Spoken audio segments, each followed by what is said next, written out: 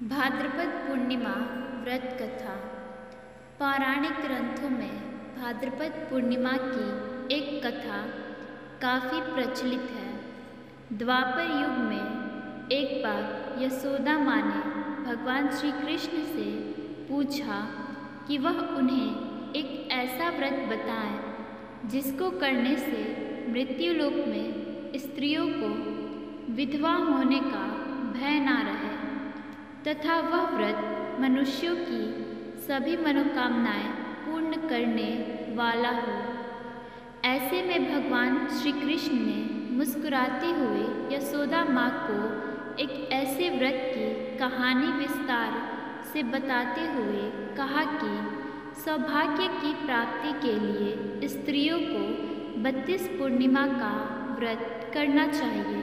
यह व्रत अचल सौभाग्य देने वाला है और भगवान शिव के प्रति मनुष्यों की भक्ति बढ़ाने वाला है।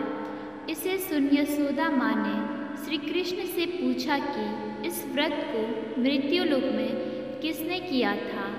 इस पर श्री हरि ने बताया कि इस धरती पर एक रत्नों से परिपूर्ण कार्तिका नाम की एक नगरी थी।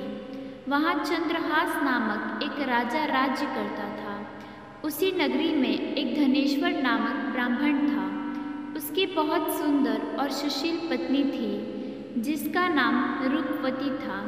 दोनों एक दूसरे से बेहद प्यार करते थे। उस नगरी में बहुत प्रेम से रहते थे।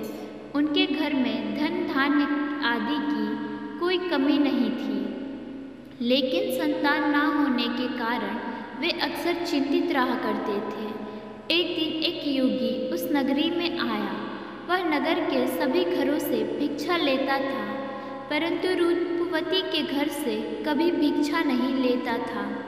एक दिन वह योगी रूपवती से भिक्षा ना लेकर किसी अन्य से भिक्षा लेकर गंगा किनारे बैठकर प्रेम पूर्वक खा रहा था। तभी अपने भिक्षा के अनादर से दुखी होकर धनेश्वर योगी से भिक्षा ना लेने की वजह पूछता है। इस पर योगी ने कहा कि निसंतान के घर की भीख पतिथों के अन्न के समान होती है और जो पतिथों का अन्न ग्रहण करता है वह भी पतित हो जाता है। इसलिए पतित हो जाने के भय से उनके घर की भिक्षा नहीं लेता।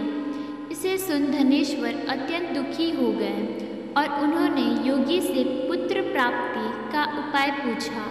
यह सुन योगी ने उन्हें माँ चंडी की उपासना करने के लिए कहा। धनेश्वर देवी चंडी की उपासना करने के लिए वन में चला गया।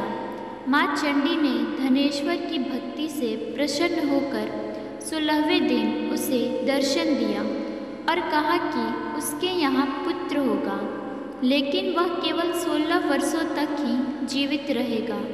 यदि वह स्त्री और पुरुष 32 पूर्णिमा का व्रत करेंगे तो वह दीर्घायु हो जाएगा। उन्होंने कहा कि यहाँ एक आम का वृक्ष दिखाई देगा।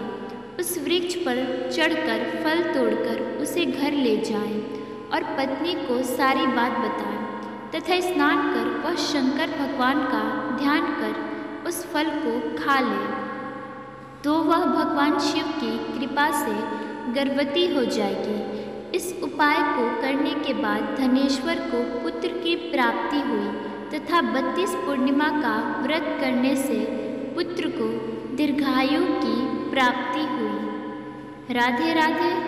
धन्यवाद।